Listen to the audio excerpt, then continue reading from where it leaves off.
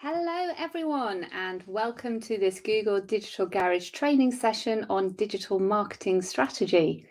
My name is Alison. I'm a trainer for Google's free skills training program, the Google Digital Garage. Just a bit about myself. I'm an experienced digital marketer. I work as a digital marketing consultant. I ran my own website e-commerce business for 10 years, and I also work as a digital marketing trainer. So I've got about 17 years experience in the online world. I am not on my own today. I would like to introduce our moderator, Na. Na is also a Google Digital Garage coach and will be interacting with you and answering some of your questions via the instant chat to the right there. You can identify Na by their name, as well as a little blue spanner that you will see next to the name in the chat. So do say hi. I know some of you have already been saying hello. So hello, Murad. Apologies if I pronounce your names incorrectly. Hello, Veronica. Hello, Albchris. It's great you can join us today. I can see we've got people from all over the world. So you are very welcome. Thank you. Do take part in the chat. We love these sessions to be as interactive as possible. So just before we get started, I want to call out a few things to help you today. Number one, if you are having any trouble viewing the webinar right now, please try refreshing your page. Often switching it off and back on again does the trick. If you do want to join in the instant chat, and we really hope you do, you will need a YouTube account, and you can set one up very easily by clicking in the box on the right there. So if you just go away and do that right now, you'll be all set up by the time I get started. Hello, Maxine. Hello, Donica. Hello, Prue. Hello, Trisha. Hello to all of you. I will be pausing through this session. There's a lot to cover, but I will be pausing to answer any more complex questions from the chat box. NAR only has a certain number of characters available. So if they think that everyone might want to hear the answer to the question or something that requires a little bit more explanation, they'll let me know and I will do my best to help you with that in the question break. And just to let you know that we're running this Google Digital Garage virtual training as part of a much broader offering of courses. So if you want to check out our schedule of any up and coming webinar training, please see information on this in the description below, which will link you through to our website. And I'm sure Niall will share the link with you there in the chat as well, because we've got lots of great complementary webinars that would work really well in conjunction with this one. Okie dokie, that's the housekeeping done. Let's get started with digital marketing strategy. So first of all, we are going to look at what digital and the online world means for business.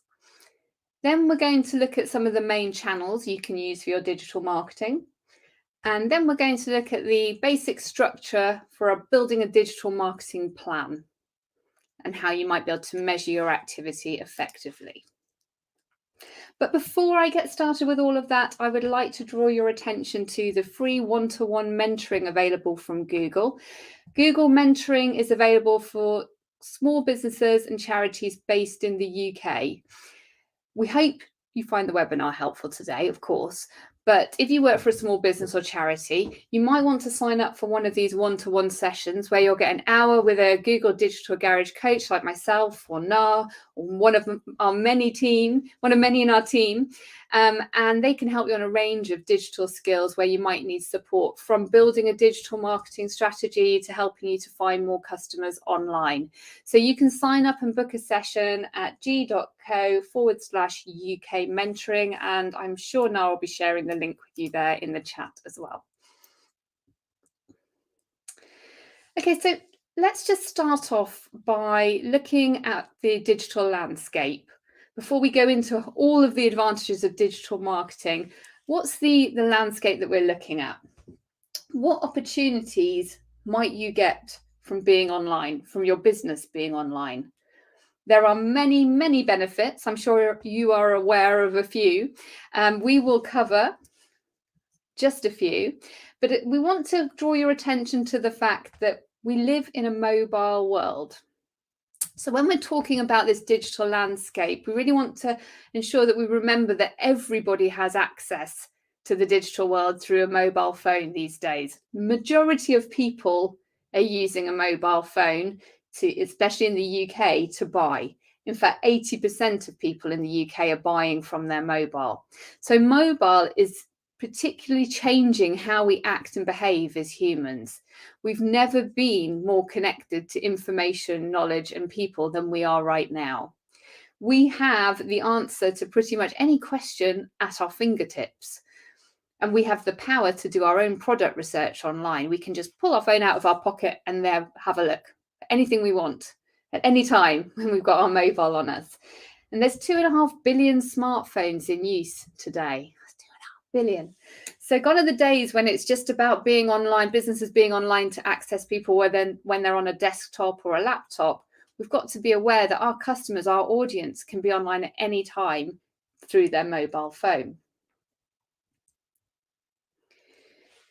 Now, this enables us to reach more people globally, being online, being digital. Yes, mobiles can reach people in the UK at any point through their phone, but we can reach more people globally if our business has a digital presence. We can expand our customer base. People go onto search engines to look for businesses, products, and services, not just in their own country, but worldwide. By being online and getting your business with an active digital presence, you can be found by more potential customers. And if you're not there, then people might use other businesses or go to your competition. So what you can see here on this screen is a screenshot from a great tool called Google Trends. So Google Trends is a free tool you can use to help you compare the number of Google searches for your products and services here in the UK versus other countries, see what products are trending at what times of year. It's well worth checking out if you haven't looked at it before. And Niall will share the link with you there in the chat. So Google Trends is going to give you an idea about, are people searching for what you sell? When are they searching, and in what countries are they searching for that product or service the most? Here we've got a screenshot from Google Analytics there on the left, showing a demographic report. So in this website, we're looking at male versus female in the audience and the age demographics of the people visiting the audience. And we have similar information available to us from Facebook there on the right. So being online enables us to find out more information about people who are engaging with our business, who visit our website, who use our social media. We can understand our customers more just by having a presence. And that can mean that we can make our marketing material more relevant and ensure that we're hitting people with the right message at the right time for that audience. So this is a really beautiful thing about digital marketing, is that we get lots of useful, lovely data to use to help inform our future marketing activity. Being online, it's not just about promoting our business, it's also about enabling people to communicate with our business more easily and quickly.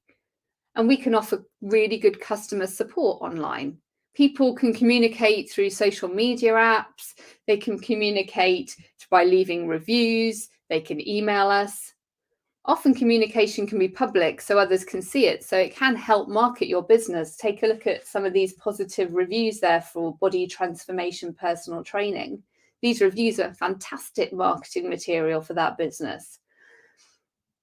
Also, people might contact you with a complaint on social media. We've got an example there from Scott Allen about his delayed pizza order. How we respond and deal and communicate with our customers online can be very public. So we need to make sure that the way we interact with people and respond to any communication highlights our business in a positive way. I'm sure, I don't know about you, but I often will go straight to social media if I have to complain or if I'm going to complain about something, because I know I'm going to get a response quickly from the customer service team there. So other people do that. So it's not just about dealing with complaints, it's about positive communication as well. But by being there online, we're opening that channel of communication for our audience to talk to us. Right, well, I'm just getting started, but we do have a quick break for questions. So let me just check in. And I'm not surprised there's no questions just yet. It's very much just been the introduction, but do pop any questions you have in the chat and I will come back to you at the next question break after we've covered the excuse me, digital marketing channels. So I've just introduced the benefit of digital marketing for a business, the benefit of having a digital presence that we can promote online. Let's explore the different channels that we can look at before we put together a plan. Now, all of the time, there's new channels becoming available. There's always new initiatives and innovation online, but we're going to get to grips with the most established ones. We're going to look at the top level, most popular, most dominant digital marketing channels available to us as a business. So the ones we're going to cover today are, we're going to look at search engine optimization, also known as SEO, which is all about making sure your website shows up more often in search engine results. So when someone's searching for your product or service, you're the website that appears. We're going to look at search engine marketing. Now, this is paying for advertising to show in search engines. So you're actually paying for a search ad, text ad, to appear in the search engine's results page. We're going to look at some social media marketing, which is using social networks to gain traffic attention and reach new people. We're going to look at display marketing, which is a type of online advertising shown across websites. Email marketing, using email addresses to communicate with our audience, and some content marketing. So looking at different types of content that we can use and how can we use that as a business to engage our audience and drive business. So blog posts, videos, guides, infographics, all of that lovely content we can produce to get our audience's attention. So I will take them each in turn. Now, this is an hour-long webinar, so we have limited time. I'm going to touch on each of these channels, but I will also direct you to additional resources and webinars we might have, which will go into more detail on these topics. So let's start with search marketing. This is using the power of search to reach new customers. If you've ever searched for something on Google, hopefully you have seen a page like this and you're familiar with a page like this. This is called a search engine results page, or a SERP. So in this instance, the person has searched for best compact camera for travel. Get best compact camera for travel. That is the search query. So the keywords that we type into Google are the search query. And best compact camera for travel is known as a long tail keyword. It's a keyword someone has typed into Google. They're looking for the best compact camera for travel. Better not say that again. So the first thing you're going to notice is the search query. Then what you'll see at the top, you'll often see these images. These are known as shopping ads.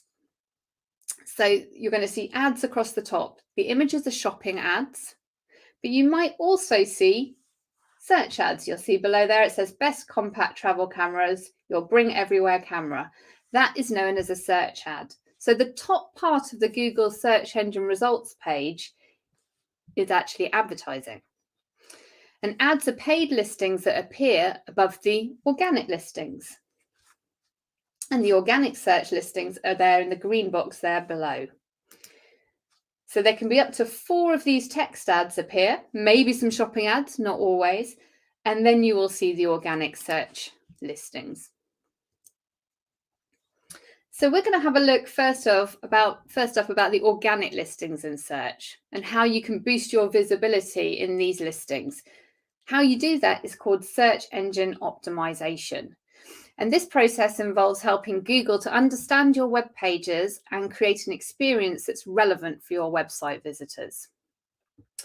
So to get started, there's a fantastic tool called Google Search Console. It's free and it's going to tell you more accurately how you rank on Google search. So it's going to tell you how you're doing on Google organic search. It's also going to tell you if there's any issues or errors in your website that will make it hard for Google to rank you highly. So if you've got a website, make sure you've got Search Console set up. It does take a little bit of setup just to verify that you're authorized to use Search Console with this website. And then once it's set up, you can log in and you can see if there's any issues that might prevent you from showing up organically in search. It's also going to tell you the search queries that people are using to have your have your web pages returned to them on Google search? So what words are people actually using to find you? You want to submit a sitemap. So a sitemap helps Google's bots understand the structure of your website so that when it comes to being indexed, Google better knows how your site links together, the structure of your site. And you also want to look at the content you're creating. Now, Google really values useful, fresh content that helps its users find what they're looking for. So we want to be writing for our audience, producing relevant, high-quality content. And ensure on all your web pages that you've got unique, accurate page titles. Every web page should have its own unique title. Make sure you use heading tags to emphasize important text on that page, because that helps the search engine to understand what's important on your web page, what the web page is about. So all of these 3 steps are really important first stages in your journey on search engine optimization. Now, there's no shortcut for effective search engine optimization. There's no quick fix. You do have to put, this is an ongoing process that you do have to put time and resources in to help improve your website's visibility to people who are searching for your products and services. So first up, you want to run keyword research. What words or phrases are people looking for when they're searching for products and services like yours? Now, there is a tool you can use called Google Keyword Planner, and I know somebody asked, how is Google Trends different from Google Keyword Planner? So the tool I mentioned before, Google Trends, it's going to show you what's trending, what people are searching for on Google in the UK and in the world. And you can see trending topics. I think Beyonce's concert's trending at the moment, usually kind of news topics. You can see what's actually popular, what's going on. But you can also search for keywords of products and services like yours and see who's searching for that when. Google Keyword Planner is a tool that sits within Google Ads, which I will come to in a bit, Google Ads. But if you sign up for a Google Ad account, you can get access to Google Keyword Planner. And Google Keyword Planner will tell you the search terms people are using, how popular they are, how competitive they are to rank for. So run keyword research, use Google Trends and use Google Keyword Planner, use Google itself to see what people are searching for, because we want to make sure the words people are actually typing into Google are the words that are appearing on our web pages.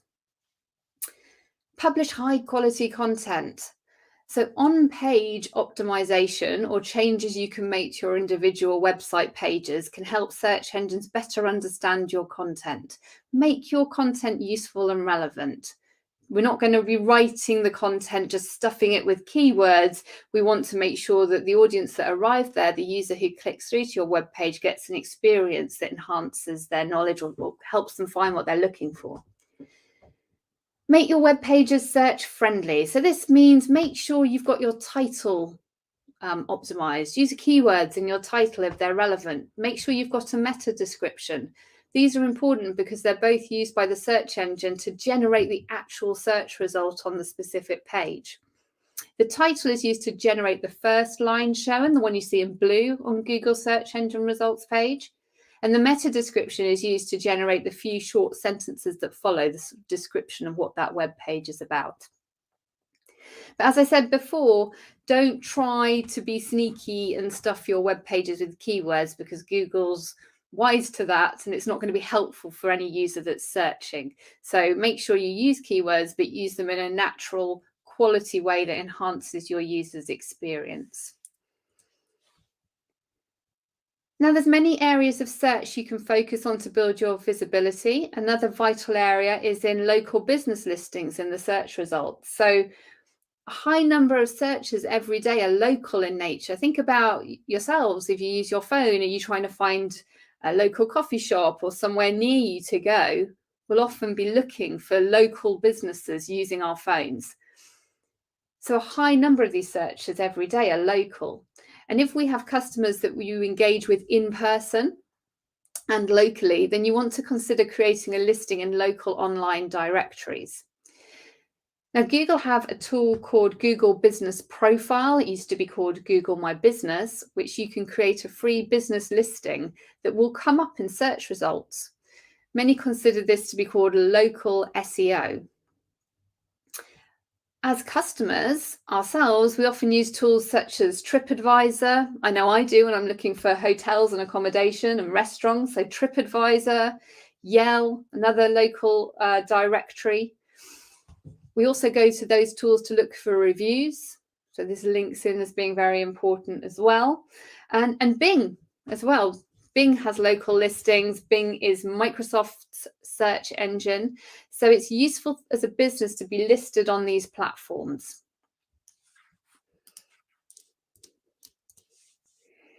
When you are listed, if you do have a Google business profile, make sure you show people you're active.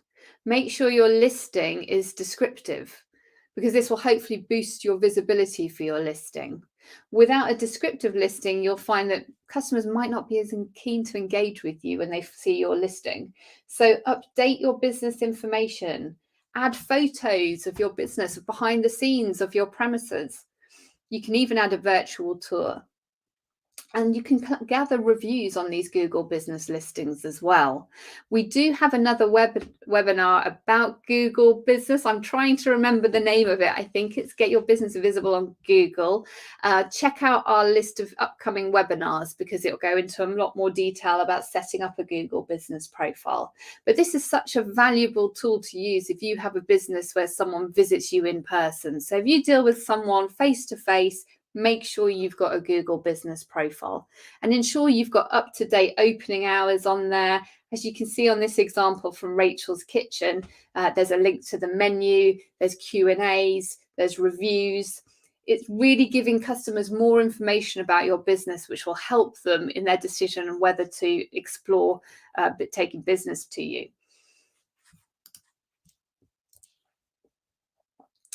And just seeing from, is it by now, would listing on local allow for businesses that are only online based? So with a Google business profile, you need to be seeing people face to face. So it could be that you're a shop, a restaurant, a salon, that kind of business. You could be a tradesperson where you go and visit people's premises, and you can choose not to have your address shown if you are that type of business where you might be based at home, but you do go out and see people. But it is not designed for e-commerce businesses. So I guess in answer to your question, no, it's not for online only businesses, just businesses who actually engage with people face to face. Thank you for your question. So I'm talked about search engine optimization. Let's take a look at search engine marketing, or SEM for short. There's a few differences between them. So search engine optimization in itself is free. So of course, that's the main benefit. You don't pay anything to search engines like Google. You rank based on relevance to your search query. With search engine marketing, you pay, but you only pay when someone clicks on your ad. So if your ad is displayed 10 times, but only clicked on once, you'll only pay once. So you do pay to have search engine ads shown, and you bid on the keywords for which you want your ad to appear. With SEO, we optimize for keywords. So we send relevancy signals to Google based on our web pages, based on the links coming into our website, and other factors such as reviews. With SEO, yes, it's free, but it does involve time. You do have to put time and effort and resources into creating this high quality, relevant content and ensuring that your website has a good user experience. So SEO can take a lot of time, depending on the nature of the competition and depending on the search query you're trying to rank for. So an example of this would be ranking on the first page of Google for the word pizza on its own might take a very long time. However, ranking for the keyword pizza restaurant Birmingham might only take a few weeks, as it's more specific and there'll be less competition.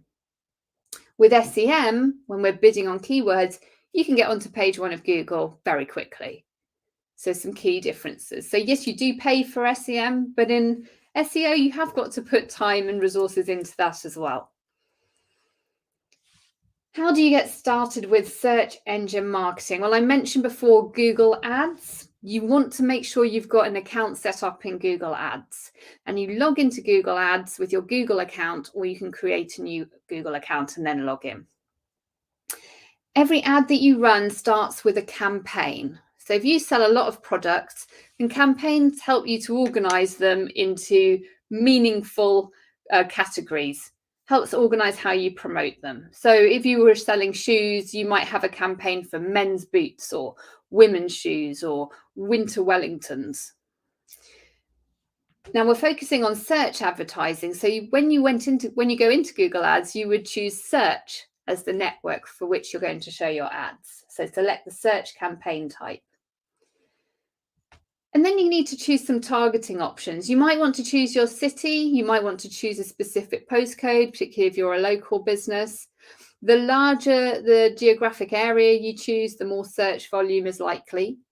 You can specify the times of the day. You can specify the days of the week you want your ads to run on or not to run. So for example, if you're a pizza takeaway, you might not want your search ads to show up at 7 in the morning, but you might want them to show up on a Friday evening between 4 o'clock and 9 in the evening. So you can actually set up when you want your ads to show. You choose keywords that are aligned with your goals. So choose the keywords that you want your ads to be showing up for. Picking the right keywords is incredibly important for your campaign. So you will create a list of keywords, and this is where that tool Google Keyword Planner can be really helpful, and that sits within the tools and settings section of Google Ads. Make sure your groups of keywords are tightly themed, and you'll need to consider the matching options to strengthen it. So you can choose from broad match, phrase match, or exact match when it comes to keywords.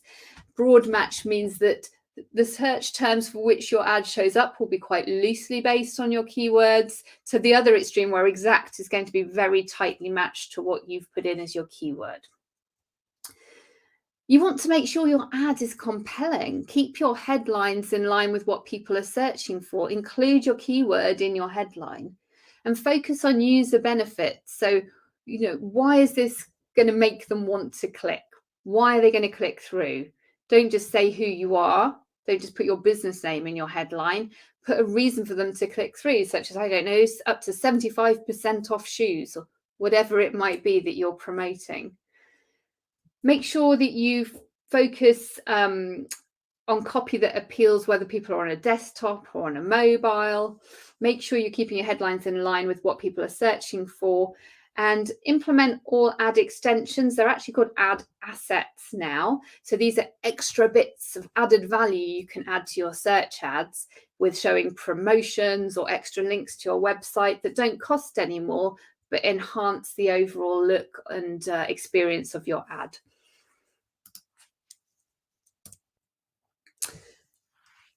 So when you're considering search engine marketing, we have to focus on 3 key areas. You need to have a strong, tightly themed keyword list to ensure your ad displays for the relevant search queries. You need to boost your ads with extensions. As I said, they've just been renamed to assets.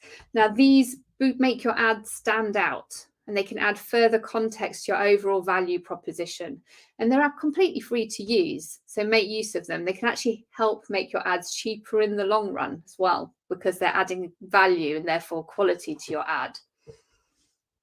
It's also a really good idea to connect your Google Analytics account, because then you'll be able to see directly which visitors clicked and landed on your landing page. You'll be able to attribute any future sales on your website to an ad that they might have clicked on previously, and see if the ad actually leads to an eventual conversion, even if it doesn't lead to a sale when they actually click at that moment.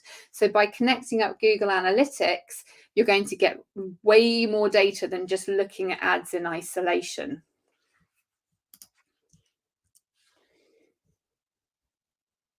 So that is a brief introduction to search engine optimization and search engine marketing.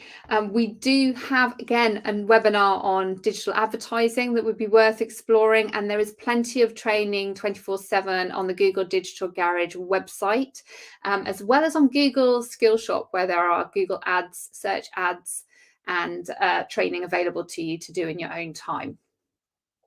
But I am going to get started into display marketing. So display marketing, what is it? You're sure you've come across these kind of ads before. These are often known as banner ads, Responsive display ads use machine learning to create relevant ads that can fit anywhere across the web. There are numerous types of display ads, from simple text ads that look like search ads actually a bit, to the more popular banner image ads and video ads. And these banner images, the ones you'll see across the top of a website or down the sidebar, are traditionally what we associate with display advertising. Now, these ad units appear on all types of websites, from news websites to blogs to shopping sites, and they're a really effective way of extending your reach if you know who your target market is. So display ads come in all sorts of shapes and sizes, but predominantly use these image banners.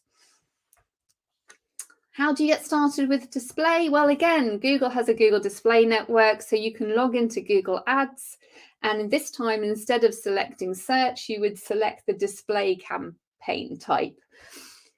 So to select the display network to ensure that your ads are shown here. Each ad has to start with a campaign. So if you sell a lot of products, again, make sure that you are focusing each campaign on the right product area. And then you need to choose your targeting.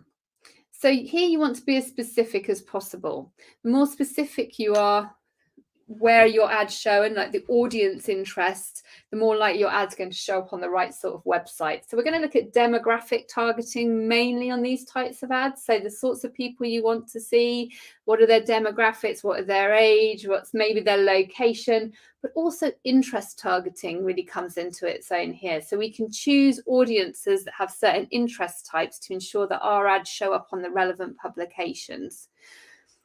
We also want to make sure that we use clean, simple imagery. The most memorable banner ads have a really clean, simple message, usually very strong photograph or graphic accompanied by simple text, catchy copy.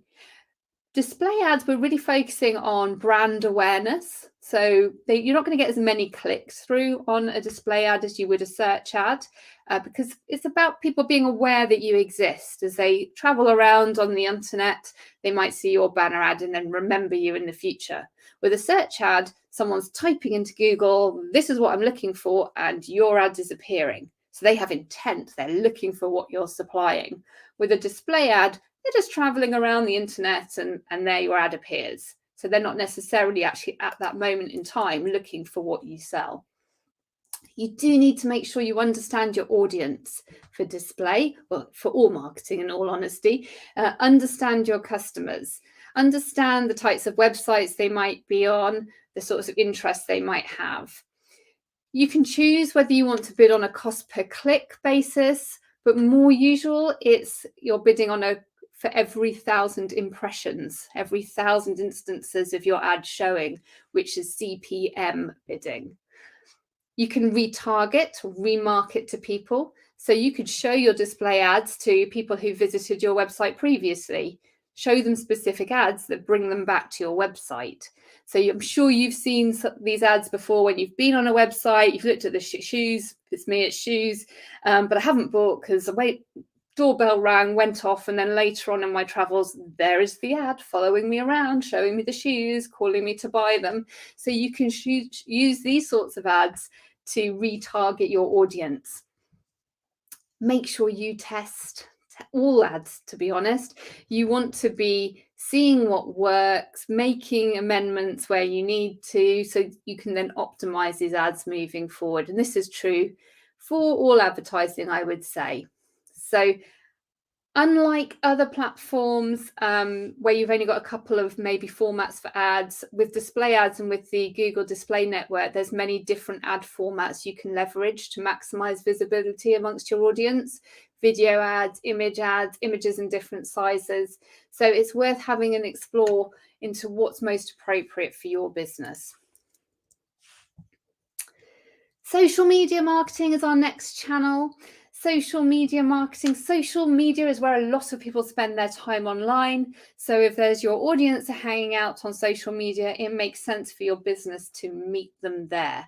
It's good for the top of funnel marketing activity. This means, again, for brand awareness, for reaching new people, but also for nurturing your current customers to turn them into advocates for your brand. So if you're considering starting social media for your company, or you need to persuade your manager for why it could be a good fit. Here's some of the value that it can add.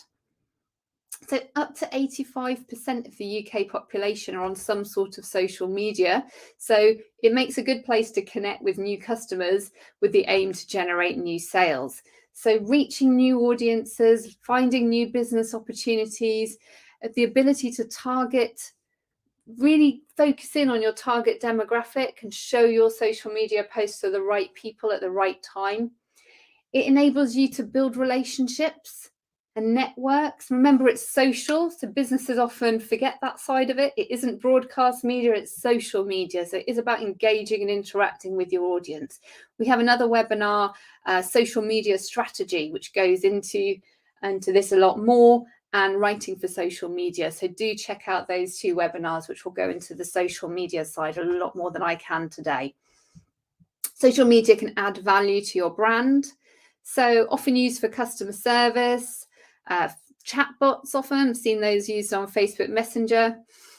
You need to understand that it's a two-way conversation. You can use social media to add the value by raising your customer service levels, showing a new side to your business, building your own community, giving people a little something extra that they might not get if they don't follow you on social media. And of course, you can use social media to improve your marketing, understand your audience better. Who do they follow? What do they engage with? When are they online? This can help attract more people to your website. It can help you get valuable insights into your customers. Also, really good for keeping an eye on your competition. So make sure you're following your competitors' social media accounts.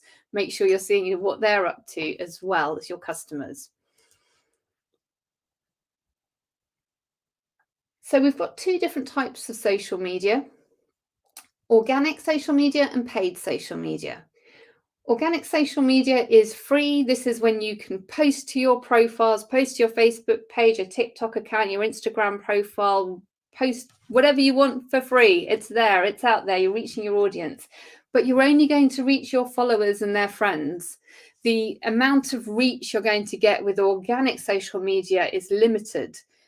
You can grow organically, but it does take time and involves a lot of work, and it does involve you engaging with your audience and potential audience as a business. So organic social media will give you a certain amount of coverage and ability to promote, but really you best to complement this with paid social media. And with paid social media, you're paying for views, actions, or clicks through to your website. You can pay to grow your say Facebook audience or your audience on whichever network it is. The beauty of paid social media is you can reach anyone. They don't have to be following you to see your posts. You can also use very, very good targeting techniques to reach the right sort of people, the right people you want for your business. So getting started with social media marketing takes time, patience, and commitment. The key areas to focus on when you're building your strategy are: number one, identify your target audience. And this is true, as I said before, for every digital marketing channel. Who are you talking to? What are they into? What influences them? Where do they live? What's their profession? What are their interests? What other social media networks do they use? When are they online? All of this information, building a profile of your target audience. You then need to choose your channels carefully. So are you looking for a business-focused platform such as LinkedIn, or something that's more visual such as Instagram? So which channels are you going to use? Start with one, test it, learn it, and try another, because different channels need different strategies.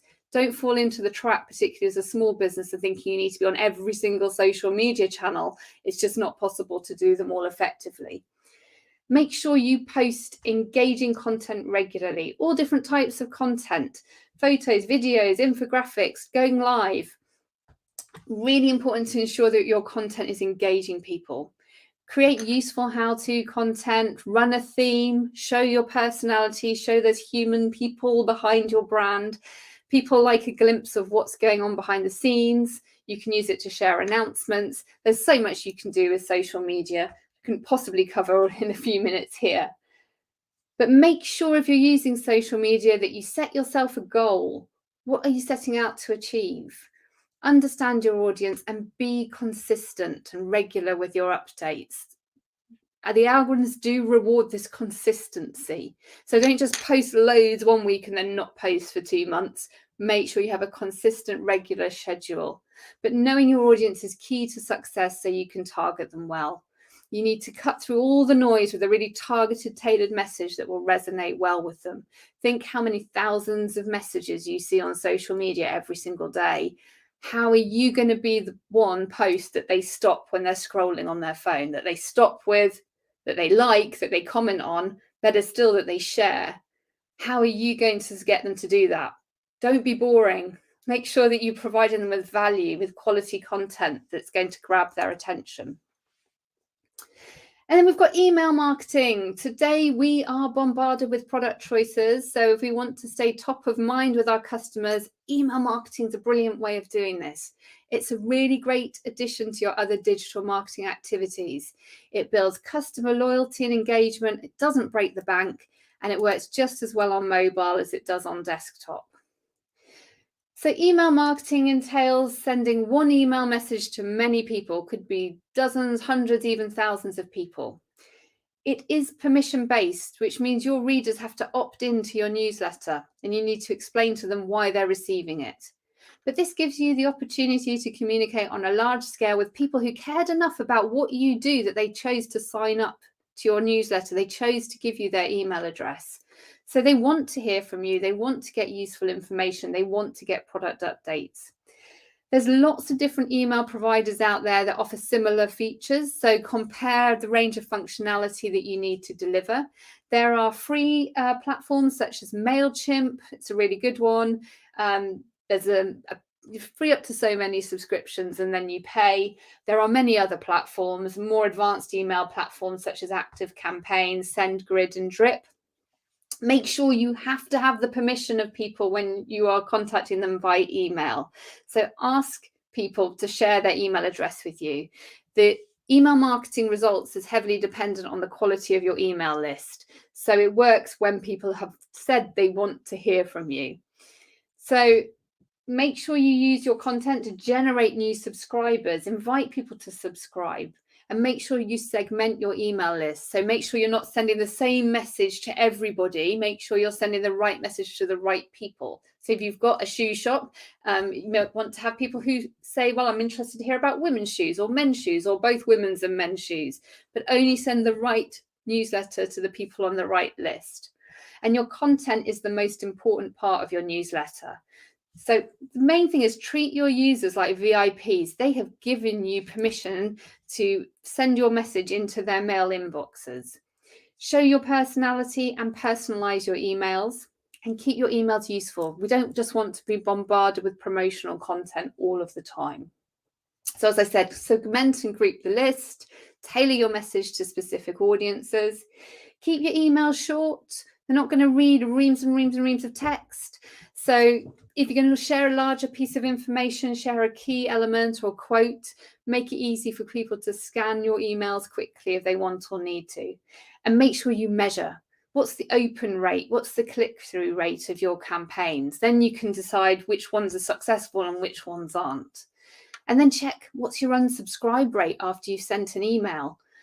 Less than 1% is average for lists that are contacted regularly and well maintained. So just have a check. If you see a spike after a particular campaign, think about why that might have been. Could it be something to do with your content, or are you sending emails too frequently? And then we have content marketing. So content marketing is the idea about, well, it's about ideas rather than products. So we're using storytelling to build relationships with our customers. So it can take many different forms. Here are a few that you might be familiar with. We engage and consume content every single day. Videos, blogs, case studies, guides. All of these types of content can help communicate with our audience. So think about what content might be useful and helpful for your audience. So start with your customer profile. Just as I've said before, understand your audience. Sometimes we call this idea of building a customer profile a persona. So create your persona. Who are you talking to? Then you can start writing and building and videoing content that's relevant to them. Create a journey map, so understand how people go from being aware of your brand to actually becoming a loyal customer. What questions do they need? What answering to make a purchase? What's going to help make them to be informed about what you do or the area in which that you operate in? And make sure you put your content on the right channels to reach the target audience. Not forgetting a call to action. Tell people, what do you want them to do? What do you want them to do after they've read this content? Do you want them to subscribe, to shop, to find out more, to contact you? Tell people what you want them to do. So we can use content to facilitate the sales process. So it can complement what we're doing. Not everybody wants to be sold to all the time. We can create content around what we do that people find helpful, useful, and relevant, which also leads back to SEO, creating this useful website content. And this can help facilitate the sales process. This idea of storytelling to engage our audience. We respond to stories. How can you use that, build that into your marketing strategy? Make sure you distribute the content across different channels. So you can use email to help with this, and social media to help with this, and even ads to help with this. And as with all digital marketing activity, make sure you measure performance and optimize. Okay, just having a quick look questions. I have still got quite a bit to get through, so I think I have answered most of those questions. So I'm going to carry on into building a digital marketing plan. So this is about the idea of creating a digital marketing strategy. I've looked at the main digital marketing channels. How do we put together a framework for an actual digital marketing strategy? So we suggest you follow these 6 key steps to build your digital marketing plan. And a digital marketing plan doesn't have to be a great long document that nobody ever wants to read. It can be something really succinct and concise, a one-pager that gives you a framework to follow. So let's have a look at business goals and objectives, setting a budget, determining your audience, choosing the channels from the ones that I've covered, planning your activity, and then how you might measure your activity. And we suggest you measure using the SMART framework, which is setting objectives that are specific, measurable, achievable, realistic, and time related. And I will give you an example of that as we finish off. So here's an example. We've got Max. Max is a hairdresser, and Max has the following business goals. Max wants to get more customers through my door, new and past, and make more people in my area know my business exists. So that's what Max wants to achieve. Here are some examples of some online objectives you might have for your business. You might want to increase traffic to your website. You might want to increase online sales. You might want to increase social media page likes and follows from your customers. You might want to increase online reach and awareness. I want to do all of those things, but these are some examples of objectives a business might have online. Thinking the difference between business goals and online objectives. A business goal, I want more people to know I exist. That's an overall business goal. If we translate that into an online objective, it might be to increase our online reach and awareness. The business goal, I want to get found by more people. That might be to increase social media likes, follows from your customers as an online objective. So if you think about your business and your business goals, how can you make those specific to online activity? So if I go back to Max, Max is saying, I don't have a website yet as it's too much of an investment right now. So he doesn't have the budget right now to create a website. That's okay. Max is targeting females in my local area. My most valuable customers are females above 30 years old. They normally have children and work part-time, and most of them use Facebook. So here Max has given us an idea of who their audience is. They've identified their audience as predominantly female, over 30, with kids, and on Facebook. So this is the start of an audience profile. Max is really understanding the sorts of people he wants to talk to and reach with this online activity. So do the same. Do the same for your audience. Who is it you want to talk to? No business's audience should be everyone. Should never go, everyone will buy my things. They might, but we really want to focus in on exactly who are your most likely customers, who are your target audience, who are the people that are really going to engage and your products and services are going to resonate with. So the fourth stage is choosing marketing channels, which ones are right for you. So when you've thought about your online objective, then you can sort of make a more informed decision as to which channels to focus on. And we suggested initially focusing on 3. Keep things manageable, keep things achievable, and you're more likely to find them proving to be effective for you. So if your online objective is to increase online reach and awareness, your marketing channels you might choose may be display, great for brand awareness, social media, the same, and content marketing. If your online objective is to increase website sales, you might want to consider search engine marketing. Remember, people are actually typing into a search engine what they're looking for. They're at that point of intent of purchase. SEO, similarly, we're ranking for keywords for when people are actually searching to buy something. And email marketing, we're engaging with an audience who've already asked to hear from us. They've already given us their email address. So they've already demonstrated they're interested in our products or services. Similarly, with increasing traffic to the website, SEM, SEO, and email marketing. If we're looking to increase customer loyalty, social media can be a great way of building a relationship and nurturing a relationship with our existing customers. Email marketing, they've already signed up with us. And also people who've already bought from us before. Can we reward that loyalty by remaining in contact or offering them incentives or future discounts? And again, content marketing, giving our audience something of value, giving them quality content that's enhancing their experience. If we go back to Max, so Max has decided that their online objectives are to reach more people in their local area and get more returning customers. They don't have a website yet, as it's too much of an investment right now. How could I use digital to help me? So for Max, okay, there's no website, that's fine.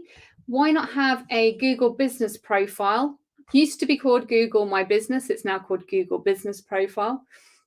Have a Google business profile, which actually also helps you to create a quite simple free website. It's like a shop window type website, which could be totally sufficient for a business like Max's. Max could set up a Facebook page to have this online presence on a social network, collecting reviews there, and also using Facebook to post pictures of customer hairstyles before and after, all sorts of content that Facebook would be good for. And remember, he already identified that the audience were on Facebook. They were women over 30 on Facebook. So it would make sense for Max to have a presence on Facebook. And again, to use Facebook advertising to target people in your local area. So Facebook, you can use their targeting options to show ads to people in the local area, any area, but you could be very specific with postcodes in specific areas with an offer to attract his target audience, who are predominantly females over 30 who have an who have a presence on Facebook. Remember, they work part-time, they usually have kids. You could set those demographic information on Facebook and use Facebook advertising to target those people. And how can you measure whether you have succeeded or not? So this is when we come to these SMART objectives. So a broad objective would be to increase online sales. That's fine. That's what you want to do. But let's make that SMART, because then it's more meaningful and it's better for us to measure.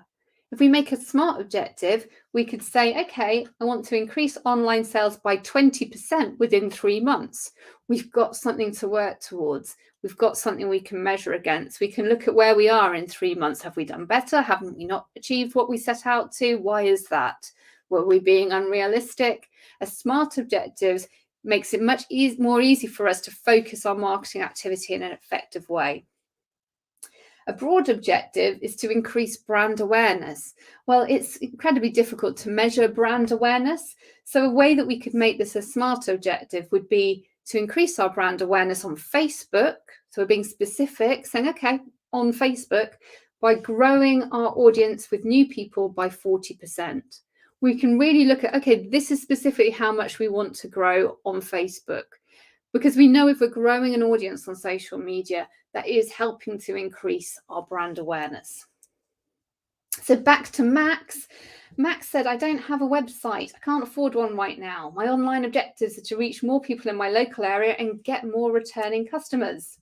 So let's just summarize Max's digital marketing strategy. And as you can see here, it's just a very simple top level strategy we're talking about here. So Max's goal, business goal, is to reach more people in my local area, get more customers through my door. Max has identified the audience. Bit more detail on the age range there. They're female, they're 39 to 45. They're in this local area. Also wants to get past customers to come back in. Max is going to use local SEO and Facebook as the marketing channels. And the activity is going to build a website and boost visibility on Google and use Facebook advertising to target people in the local area. Max's online objective is to increase online reach and increase returning customers. And the smart objective Max has got is to increase Facebook page likes from new people by 50% within the next month and increase bookings from past customers by 20% in the next quarter. So Max has turned those objectives, those online objectives, into specific smart objectives. Which brings me back to the 6 steps of building a digital marketing plan. Can you put something like this together for your business to give you a really good starting point for which to start your digital marketing activity? Set your objectives, work out what your business goals are, and then choose your online objectives. Be honest and realistic about the budget and resources available to you. Define your audience. That is such a key step in any marketing activity. Who are you talking to? Decide what channels you're going to use to get that message across to this audience, and then plan your activity. And finally, don't miss out step 6, which is measuring whether what you've done is effective or not. And you can use all that lovely data available to you from all of these channels to enable you to do that. Oh, we've only got 2 minutes left, so let me have a look. Songo, with strategy, can you use the SWOT analysis to strategize? Absolutely. We went into more detail about creating a strategy. SWOT analysis, strengths, weaknesses, opportunities, and threats is a really effective way of honing in on what your business needs to improve on, and also looking at your competitions. Absolutely a big fan of a SWOT analysis, Songo. I am going to have to be quick. I don't think I've got any other questions there. I'll just keep an eye while I finish off. Question. ChatGPT. Do you think AI like ChatGPT are effective for different digital marketing channels? Oh, the tool of the moment, ChatGPT. I could talk a lot about ChatGPT. I think there's some really useful applications for ChatGPT. I wouldn't be using it for writing my content. I do think it's an incredibly useful tool for research, potentially looking into keywords. There's so many uses you can use ChatGPT for. It's an incredibly exciting tool that I've been looking at. But so yes, in answer to your question, I think it can be used in certain digital marketing channels, but I don't think it should be replacing human beings creating the content. And I think it can be a complementary tool to help with research. But let's watch this space because it's a very fast-moving picture with ChatGPT. Thank you for your question. I was wondering if I get asked about ChatGPT. Okay, so what are your next steps? What are you going to do? You can watch this webinar again if that was all very quick for you. It is available on the same link for around 24 hours. There's lots to take away. I would certainly recommend you look at some of our other webinars, which will go into many of these channels in more detail than I can today. Please don't forget about this free one-to-one mentoring available from Google. It's for UK-based small businesses and charities. So do make use of it if you want to spend some one-to-one time where you can take a breath and go through these different channels in more detail in more time. It's a really good resource, so please do make use of it. And that brings me to the end of today's session. So thank you all for your questions. Thank you for joining us today. I'm going to wrap up as we're just about out of time. I hope you found that a useful dive into digital marketing strategy. As I mentioned at the start, if you're interested in more training from Google Digital Garage, you can continue your learning by coming to one of our other webinars in many different subjects. So check out the schedule below. Make sure you check out the Google Digital Garage website. You can carry on your learning in your own time. Online training there available 24/7. But that's me out of time. So thanks again for joining us. Thanks so much, Tanar, for being a fabulous moderator. We look forward to welcoming you again to another Google Digital Garage training session soon. Have a great weekend, everyone. Thanks. Bye.